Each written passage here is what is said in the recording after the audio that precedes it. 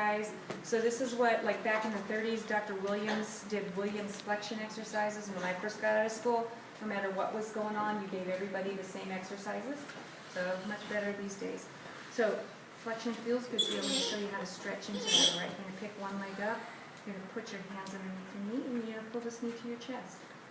Nice and easy. All's well? Yeah. And let out. Just nice and easy. Slow, repetitive movement. You can tweak this a little bit. If that doesn't feel great on your hip, maybe you want to come toward this same side, toward the shoulder.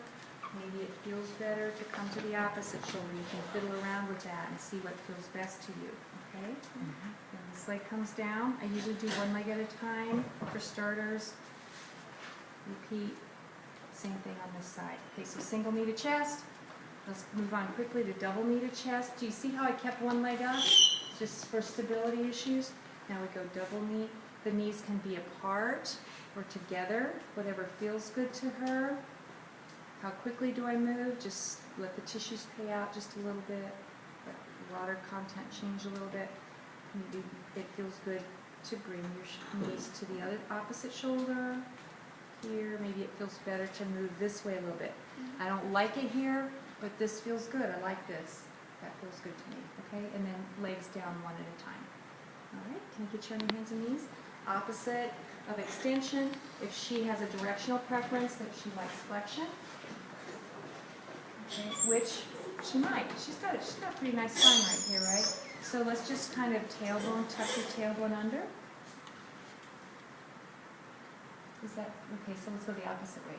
So I won't tell her she's wrong, you know, in the clinic. I'll just say, can you go the other way? There you go. Now your tailbone's kind of down, pointing towards your knees.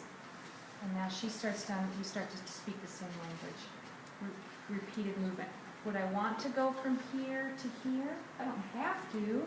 I don't know why I would do that unless I want to build up a lot of heat in the tissues. I want to get a lot of movement in the facets. But I can just move from here to here. Because if she likes this, she might not like extension, right? So all I do is work in her area of preferred movement. All right? Now if I want to increase the vigor of this, we can rock her back, keep her hands up, and rock your heels back toward, your hips back toward your heels. You see how much nice flexion there is? Now maybe that doesn't feel fantastic. Oh, I'm not sure I like that.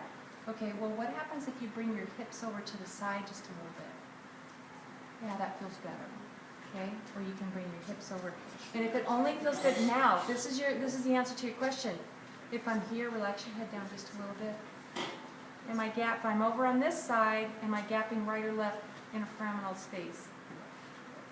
Probably left. Probably left. Maybe that's the only direction I need to go. Maybe if I go this way, ooh, that doesn't feel good. Okay, don't do that. Right? We're working in directional preference right now.